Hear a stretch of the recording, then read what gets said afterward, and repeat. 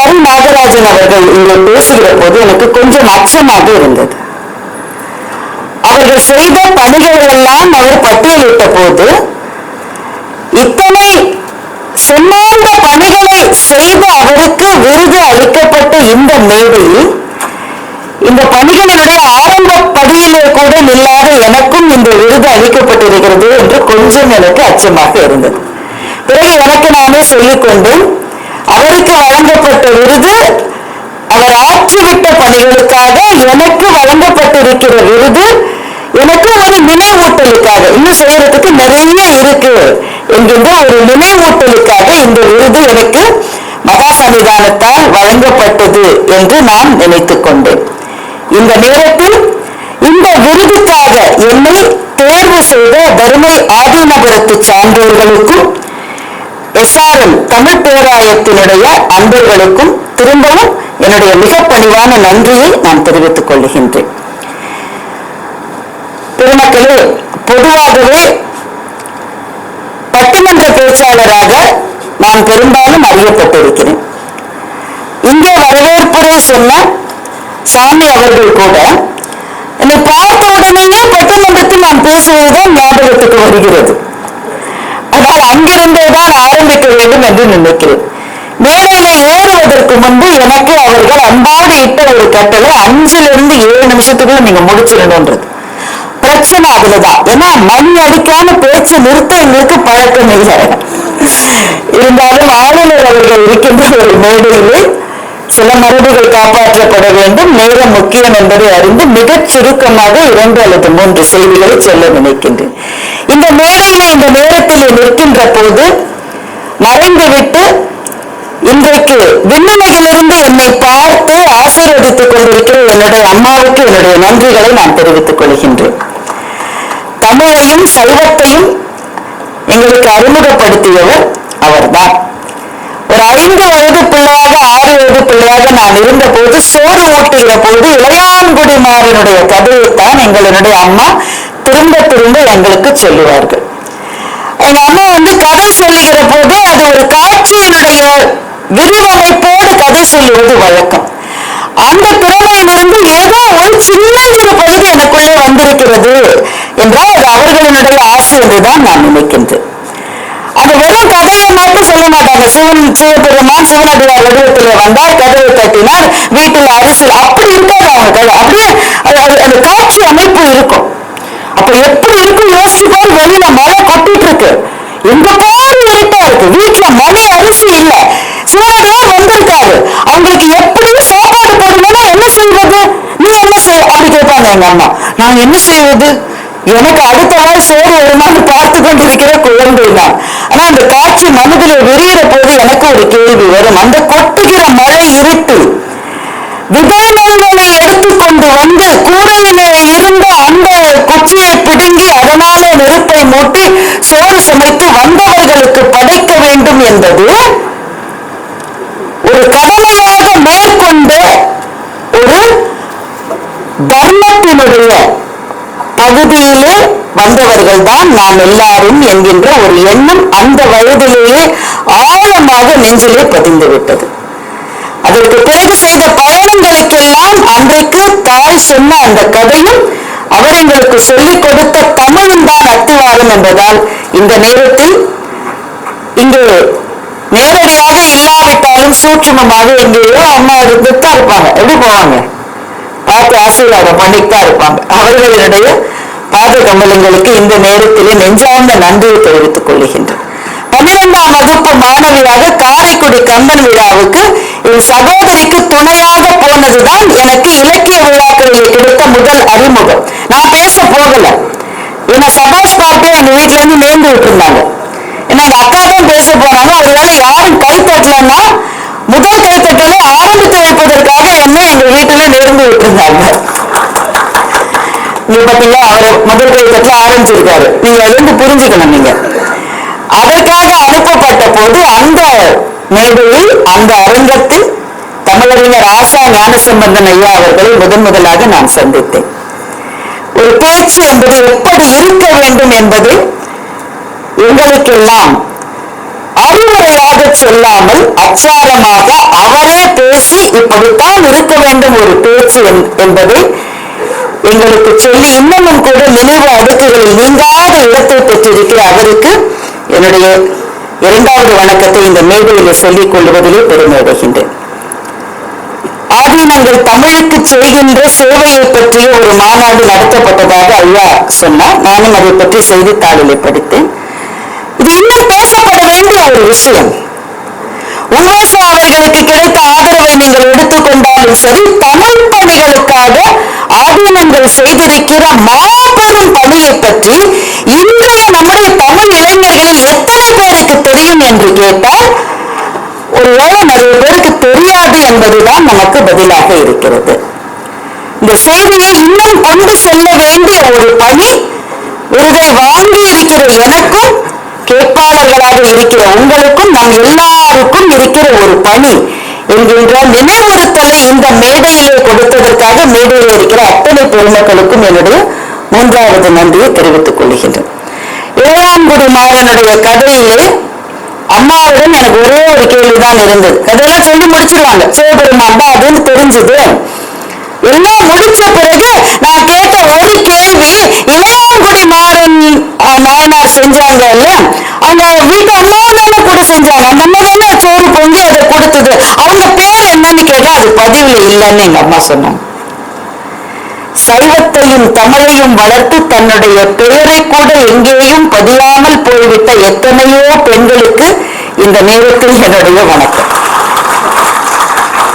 சில பேர்கள் மின்னுகின்றன. காரைக்கால் அம்மையாரினுடைய பெயர் முதன்மையாக முழங்குகிறது.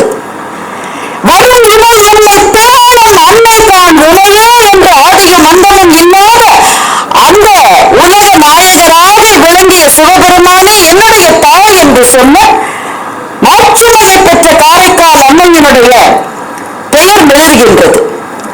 தந்தையை இழந்து தாயை இழந்து மனம் நிச்சயிக்கப்பட்ட மாப்பிள்ளையையும் இழந்து தம்பிக்காக மாத்திரமே உயிர் வாழ்ந்து அந்த தம்பி வேறு ஒரு மதத்திற்கு போய் திரும்பி வந்து தன்னுடைய காலிலே விழுந்த போது எழுந்திரு என்று சொன்ன திலகவதியாருடைய பெயர் மெழுகிறது. எழுந்திரு என்று தந்தையை அவர் சொன்னார். தமிழையும் சைவத்தையும் எழுந்து நிற்க சொன்னார் என்று நான் நினைக்கிறேன்.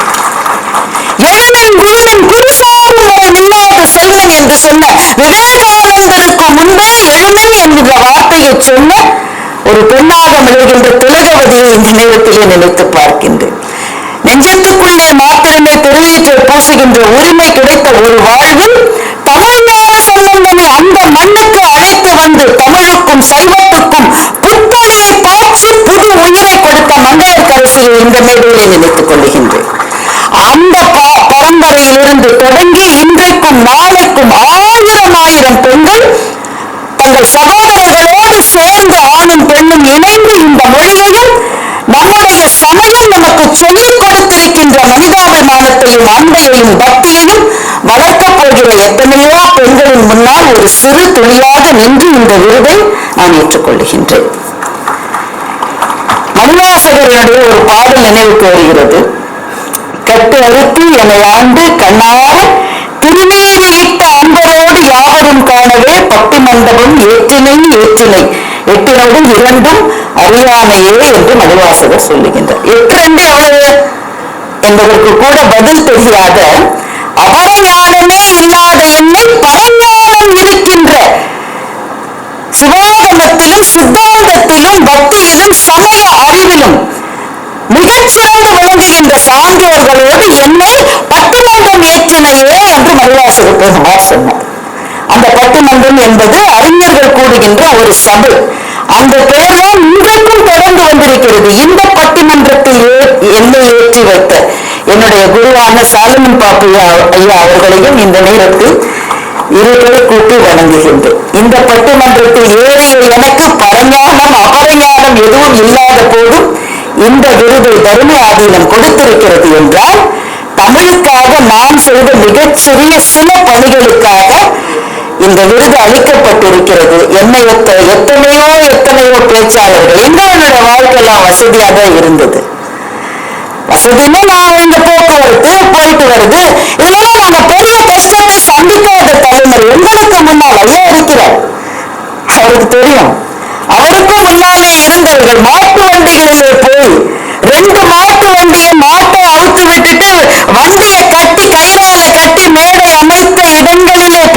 தமிழறிஞர்கள் எத்தனையோ பேர் அவர்கள் நடந்து வந்த பாதையில் கல்லும் முள்ளும் குத்தி அவர்கள் நடந்த அந்த பாதையில் தான் இன்றைக்கு நாங்கள் மகிழ்வுகளிலே பயணம் செய்து கொண்டிருக்கிறோம். அப்படி நடந்த பாதங்களுக்கு சொந்தக்காரர்களான தமிழ் சான்றோர்களுக்கும் என்னுடைய நன்றியை நான் தெரிவித்துக் கொள்கின்றேன். தமிழின் செல்வமும் பிரிக்க முடியாது. இந்த சொல்லி நான் நிறைவு செய்யலாம் என்று நினைக்கின்றேன். நீங்க முன்னால எழுந்ததை நான் பார்த்துட்டேன். எந்த நேரத்துல எங்களுடைய மொழி ஆக சிறந்தது நீங்கள் எல்லாம் பேச சொன்னால் அது தனி கான்பரன்ஸ் இல்லாது, அது தனி கான்பரன்ஸ். அது பேசணும், அது ஆய்வு கட்டுரையில் இருக்கிறது. எந்த நேரத்துல எங்கள் மொழிக்கு அவ்வளவு தனித்துவம் என்று குமரகுருபர ஒரு பாடல் இருக்க. முழு பாடலை சொல்ல நேரமில்லை, அதனுடைய பொருளை மாத்திரம் சொல்லிவிட்டு நிறைவு செய்கிறேன். குமரகுருபர் சொல்ல நல்லவரை நான் தமிழனா பிறந்தேன் என்று குமரகுருபர் சொல்லுகின்ற ஒரு பாடல். இப்படிப்பட்ட வாழ்க்கையை நாங்க வாழ்றோமே, எந்த விதத்திலும் நிலையற்ற வாழ்வு. இந்த நிலையற்ற வாழ்க்கையை வாழ்கின்ற எங்களை இந்த வாழ்வின் இந்த கடலிலிருந்து கரையேற்ற போகின்ற சிவபெருமானை எண்ணி தொழுது குமரகுருபர் பாடிய பாடல். அந்த பாடலில் அவர் சொல்லுகின்றார், தமிழனா நல்லவரை நான் பிறந்துட்டேன்னு. இந்த கருத்துக்கும் தமிழனா பிறந்ததுக்கும் என்ன பொருத்தம் என்று நம்முடைய எண்ணம் தேடுகிறது அல்லவா? அவர் சொல்லுகின்றார், மாதோடு பாடனாக காட்சி தருகின்றார், உமையும் சிவனாக கலந்திருக்கிற அர்த்தநாரீஸ்வரனுடைய கோலத்தை குமரகுருபர் பார்க்கின்றார். என்ன சொல்லுவது? ஒருவன் என்று சொல்லலாம் என்று நினைத்தால் சொல்ல முடியவில்லை. ஏனென்றால் உமாதேவியம் அங்கே இருக்கிறார். நான் மீனாட்சியாக எண்ணி தொழுகின்ற என்னுடைய தாய் அங்கே இருக்கிறார். ஒருவன் என்று சொல்ல முடியாது. சரி, ஒரு தீ என்று சொல்லலாமா என்றும் சொல்ல முடியாது. ஏனென்றால் ஒருவனாக அங்கே சிவபெருமான் இருக்கின்றார். பிறகு என்ன சொல்லுவது? ஒருவன் என்று சொல்லுவதா, ஒருத்தி என்று சொல்லுவதா, மூன்றாம் பாலினம் என்று சொல்வது? அதையும் குமரகுருபர் பதிவு. மூன்றாம் பாலினம் எதுவுமே சொல்ல முடியாத போது எப்படி சொல்லுவது என்ற திகைப்பு எனக்கு வருகிற போது நான் சொல்லிவிட்டேன், ஒருவர் என்று நான் சொல்லிவிட்டேன். இப்படிப்பட்ட சொல் தமிழிலே மாத்திரம்தான் இருக்கிறது.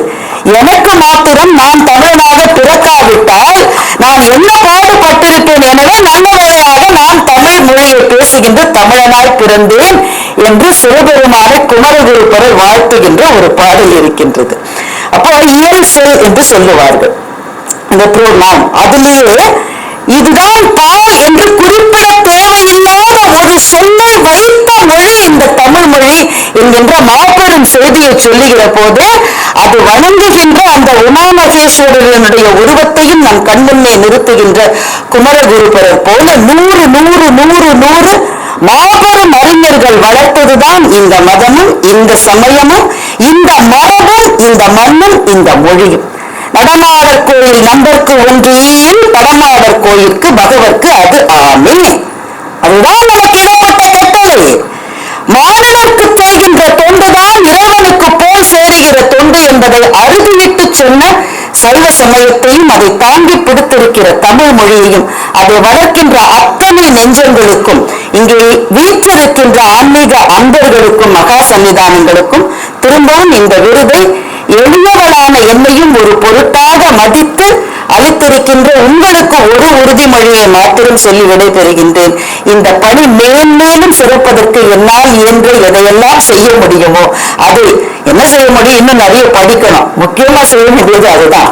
இன்னும் படிக்க எத்தனை இருக்கிறது என்றால் நாம் படிப்பதில் இருக்கிற ஒரு சிறு துளிதான் மேடையிலே வருகின்றது. எனவே அந்த பணியை இயன்ற வரை செய்வேன் என்ற ஒரு உறுதிமொழியை இங்கே வீற்றிருக்கின்ற மகா சன்னிதானத்துக்கும் SRM தமிழ் பேராயத்துக்கும் தமிழ் சான்றோர்களுக்கும் அளித்து நிறைவு செய்கின்றேன். நன்றி, வணக்கம்.